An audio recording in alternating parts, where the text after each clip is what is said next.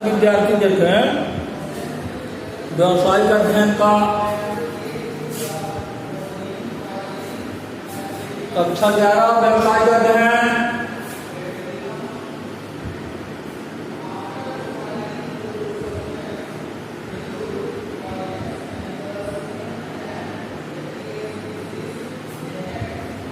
कल आपको आर्थिक क्रियाओं के प्रकार बताए गए थे। व्यवसाय का आर्थिक क्रियाओं को 3 भागों में बांटा गया है। व्यवसाय, पेशा, रोजगार। व्यवसाय का अर्थ बताया गया, व्यवसाय की विशेषताएं बताई गई, व्यवसाय का महत्व बताया गया। अब जो और 2 आर्थिक क्रियाएं हैं, पेशा और रोजगार। तो पेशा का अर्थ है पेशा की विशेषताएं, रोजगार का अर्थ रोजगार की विशेषताएं, और तीनों में अंतर। यह है आज का। इसके बाद व्यवसाय के प्रकार बताए जाएंगे।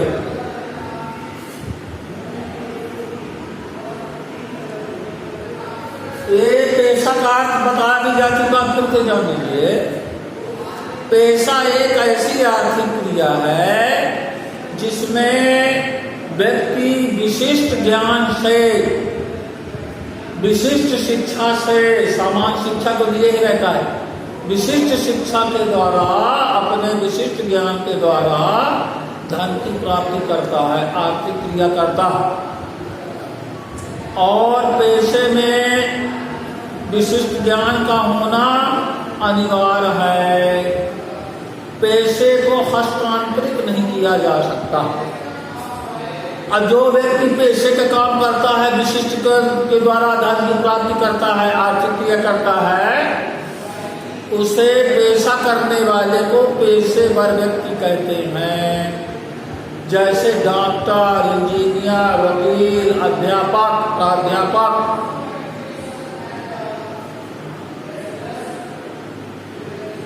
ये कहला गए पेशेवर व्यक्ति कहलाते हैं। इनके पास भी आय आती है, व्यय होते हैं।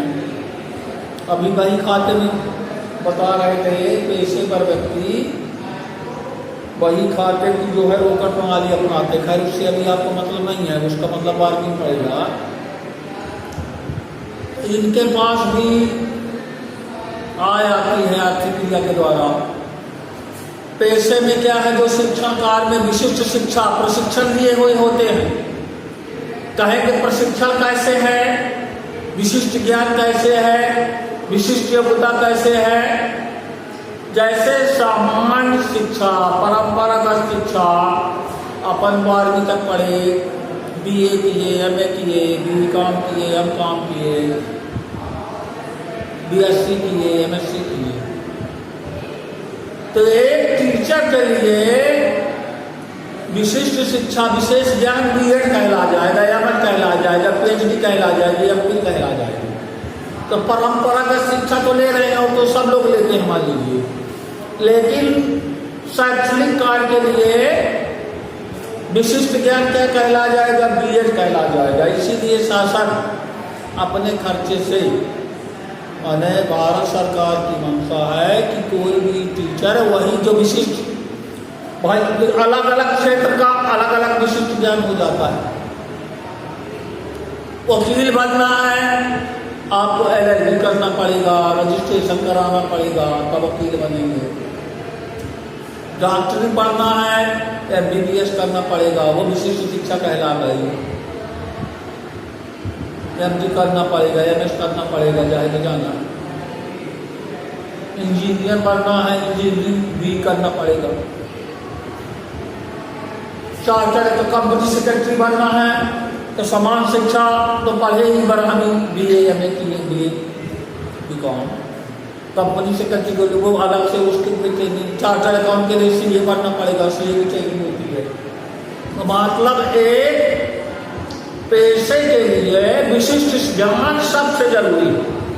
बिना विशिष्ट ज्ञान के आप पेशेवर व्यक्ति नहीं बन सकते, सामान्य व्यक्ति रहेंगे, जैसे आम लोग। वकील ऐसे कोई नहीं बन जाता है, डॉक्टर कोई ऐसे नहीं बन जाता है, चार्टर्ड अकाउंटेंट कोई ऐसे नहीं बन जाता है, अध्यापक भी कोई ऐसे नहीं बन जाता। और जो अध्यापन कार्य कर रहे हैं, विशिष्ट शिक्षा नहीं लिए, उनकी अध्यापन में गिनती नहीं होती है। आप वाले MSc तो आप किए हैं, BEd नहीं किए तो आप शिक्षा कार्य के लिए कुछ नहीं है। शासन उन शिक्षकों को मानता न देगा, समझिए उस चीज। अच्छा, पैसे में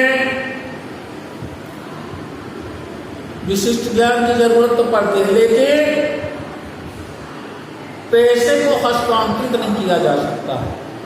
जैसे हम वकील हैं, वकालत जानते हैं, डॉक्टर हैं, डॉक्टरी जानते हैं, चार्टर्ड अकाउंटेंट है, लिखा पढ़ी बही खाते का काम जानते हैं, लेकिन हम चाहें कि यही काम हमारा बच्चा करे तो उसको पढ़ना पड़ेगा, वो विशिष्ट शिक्षा लेनी पड़ेगी। हम जानते हैं तो ऐसा नहीं। गांवों में एक कहावत है, जेका जैसा बाप मताई वह करो चला का। तो राजा का लड़का राजा बन सकता है, लेकिन एक अकाउंटेंट का लड़का, एक चार्टर्ड अकाउंटेंट का लड़का, एक इंजीनियर का लड़का, एक डॉक्टर का लड़का, वो विरासत में न नौकरी पा जाएगा, उसमें वो एक विधा हासिल करनी पड़ेगी। तो एक तरह से कहना चाहिए, पेशेवर व्यक्ति जन्मजात अर्जित प्रतिभा नहीं, ये नहीं कह सकते। वो प्रतिभा को आपको अर्जित करना पड़ेगा। जैसे एक कोटेशन है प्रबंध में, 12वीं में, अभी एक व्यवसायिक अध्ययन में ये सिद्ध कीजिए कि प्रबंध है क्या, प्रबंधक एक जन्मजात अर्जित प्रतिभा है। इस कथन को बतलाइए तो ये कथन क्या है, सत्य है। पहले क्या है, विरासत के रूप में मिल जाती थी, तो वही काम परंपरागत लोग करने लगते थे। कुम्हार का लड़का कुम्हारी करे, दर्जी का लड़का सिलाई करे, ऐसा मतलब पंडित का लड़का पंडिताई करे। लेकिन ये जो पेशे आधुनिक पेशा चला, डॉक्टर, इंजीनियर, वकील, चार्टर्ड अकाउंटेंट वाला, इसके लिए विशेष प्रशिक्षण, विशेष शिक्षण, विशेष ज्ञान लेना पड़ता है, तब आप अच्छे पेशेवर व्यक्ति कहलाएंगे। अब पेशा में क्या है, पेशा करने में पूंजी नहीं लगती, पेशेवर व्यक्ति को फीस मिलती है। पेशेवर व्यक्ति को, जैसे डॉक्टर को क्या देते, तनख्वाह देते, वेतन मिलता है। जो अपना वो जो वेतन पाता है वो नौकरी, वो रोजगार वाला डॉक्टर है। लेकिन जो डॉक्टर ऐसे देखते हैं प्राइवेट, वो क्या लेते हैं बदले में, घर जाते हैं उनके डॉक्टर फीस। वकील क्या लेता है, फीस। इनका प्रतिफल फीस कहलाती है। तो इसमें क्या है कि जोखिम भी थोड़ा बहुत पाई जाती है। हो सकता है वकालत न चले, कम चले, फीस कम आए, मरीज कम आए, तो आय कम हो सकती है। इसी के आधार पर जो है,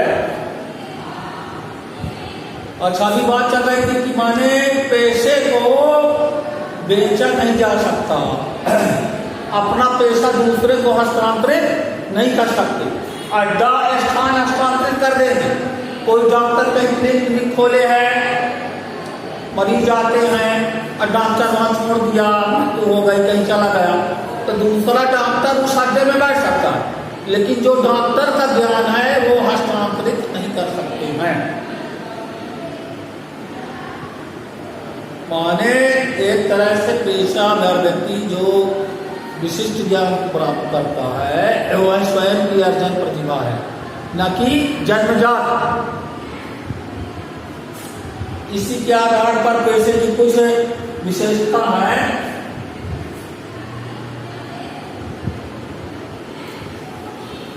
ध्यान दीजिए थोड़ा पहले,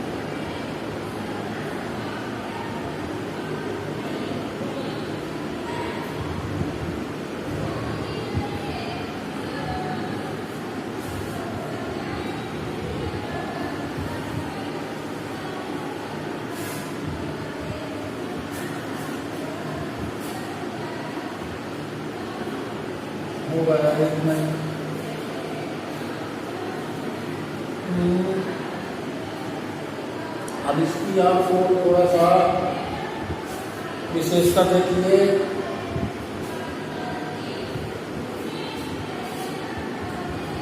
पैसे में अभी बता चुके हैं, विशिष्ट ज्ञान की जरूरत पड़ती है, विशिष्ट शिक्षा की जरूरत पड़ती है, प्रशिक्षण की जरूरत पड़ती है, वही पैसा कर सकता है।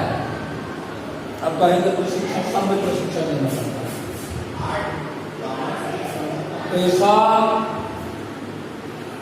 का हस्तपेशा करने वाला व्यक्ति पेशेवर व्यक्ति कहलाता है। वह अपना पैसा दूसरे व्यक्ति को हस्तांतरित नहीं कर सकता है, अपना स्थान में सत्ता हस्तांतरित कर सकता है जो उसका स्पेस स्थान है, और अपने स्वयं को, अपने ज्ञान को नहीं दे सकता। पैसे में पूंजी की मात्रा नाम मात्र होती है।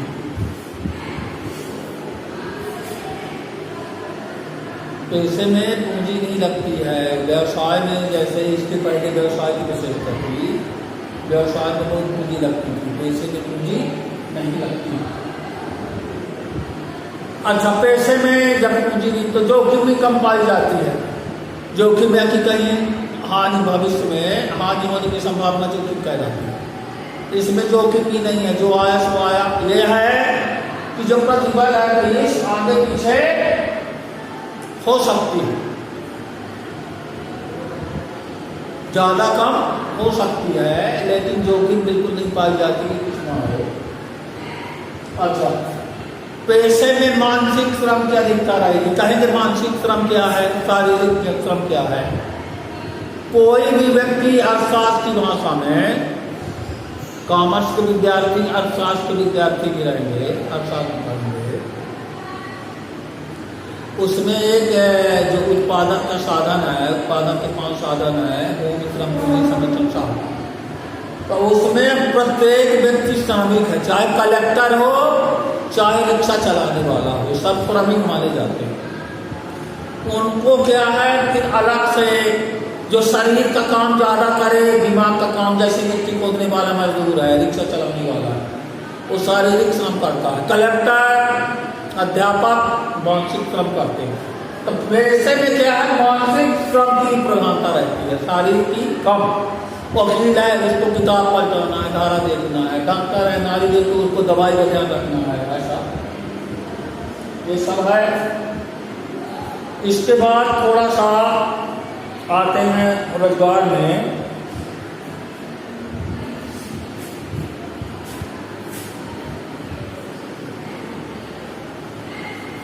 अच्छा, ये भी जाने जाइए पेशेवर के पेशा में प्रतिफल का नाम, जो पेशे प्रति वो फीस है।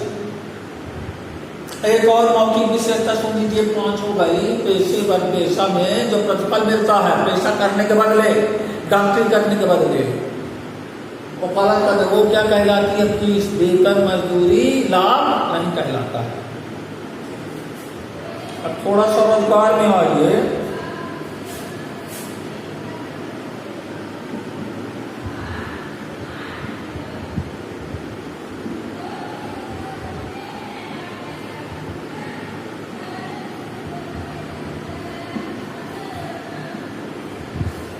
ये आपके आर्थिक क्रियाओं का जो 3 भागों में बांटा गया है, व्यवसाय, पेशा, रोजगार।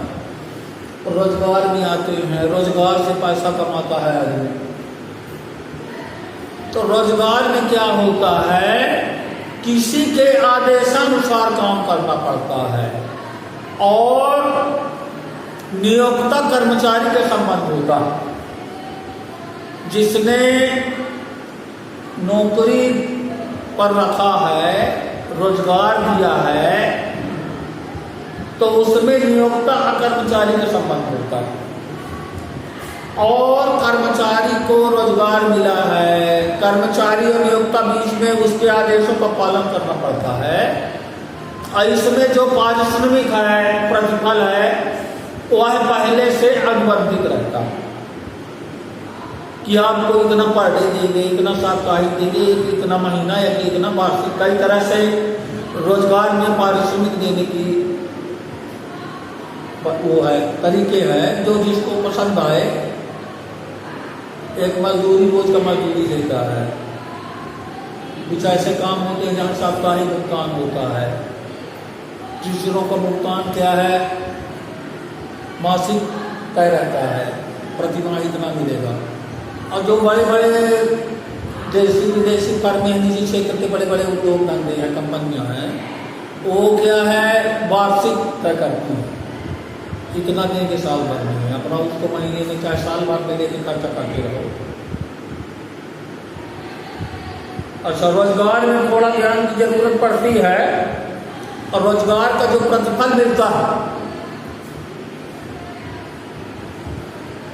उसे बेहतर या मजबूरी कहते हैं। रोजगार की विशेषताओं में आ जाएगा दूसरे के आदेश का पालन करना, दूसरा प्रतिफल निश्चित या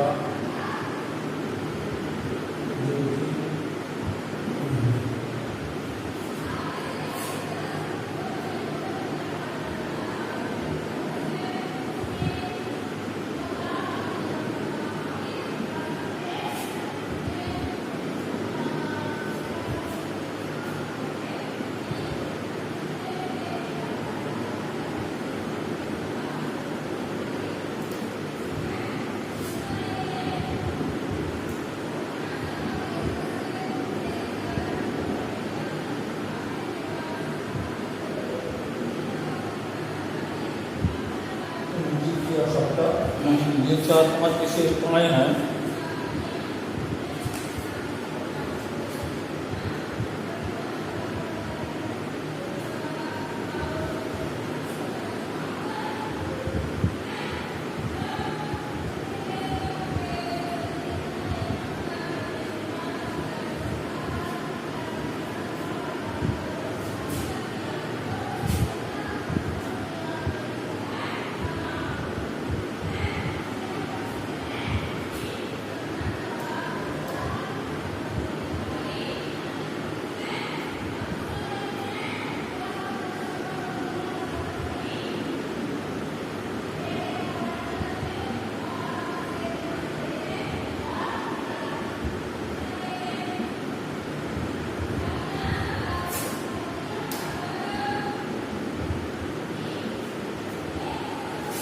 ये रोजगार की विशेष समय है।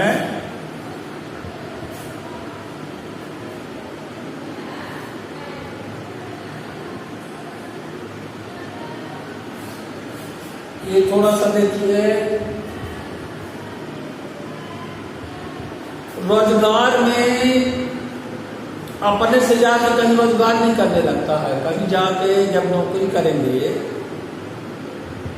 तो किसी के आदेशानुसार काम करेंगे। हम विद्यालय में अध्यापक हैं, हम नौकरी कर रहे हैं, तो नौकरी में हमारा जो नियोक्ता होगा, हम कर्म, जैसा कि बताया गया है तो नियोक्ता तथा कर्मचारी का संबंध होता है।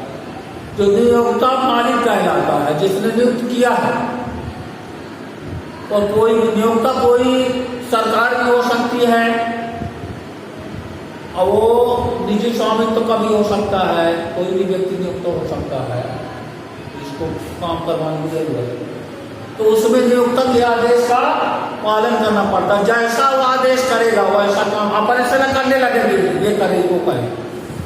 जो हमको कार्य दिया जाएगा आपको उसके आदेश के अनुसार काम करना है। जो टाइम दिया जाएगा उस टाइम के अनुसार काम करना है, मतलब उसकी सहमति से पूरा काम नियोक्ता की सहमति से होगा। इसमें क्या है, नौकरी जो करता है, रोजगार जिसको मिलता है, रोजगार में काम करने से पहले नियोक्ता और कर्मचारी के बीच में प्रतिफल का अनुबंध होता, इतना लेंगे इतना देंगे, जैसे शासन की निजी क्षेत्रों की जगह निकलती है, समाचार पत्रों में रोजगार निकलता है, रोजगार समाचार है आता है। तो जो पद निकलते हैं पहले से लिखे रहते हैं, 10,000 मासिक, 15,000 मासिक, 5 साल बाद इतना बढ़ जाएगा। माने जो प्रतिफल पहले से अनुबंधित रहता है, निश्चित रहता है। इस प्रकार काम करने में, रोजगार करने में कोई जोखिम नहीं है। महीने में इतना मिलेगा, वर्ष में इतना मिलना मिलता है। मालिक को नियुक्तों को मिल जाए, न मिले कहां से दे रहा है, इससे मतलब नहीं है। तीसरा कई बार बता चुके हैं, इसमें जिनको रोजगार मिलता है, नियोक्ता तथा कर्मचारी का, मालिक नियोक्ता कहलाता है, मालिक नियोक्ता, और जो नौकरी करता है वो क्या कहलाता है, कर्मचारी। जैसे हमारे हम नौकर में यहाँ नौकरी कर रहे हैं, तो दीपू भैया जो डायरेक्टर हैं नेहरू सचिव, वो क्या नहीं नियोक्ता है, उन्होंने रखा, वो नियोक्ता है, हम कर्मचारी हैं। तो हमारा उनका संबंध है नियोक्ता कर्मचारी का, उनके आदेशानुसार काम करते, इतने बजे आइए, इतने बजे जाइए, पढ़ाइए, सब। पूंजी की आवश्यकता नहीं पड़ती रोजगार में, ये बात है, पूंजी की आवश्यकता नहीं पड़ती, बिल्कुल। बढ़िया आप बढ़िया जाइए।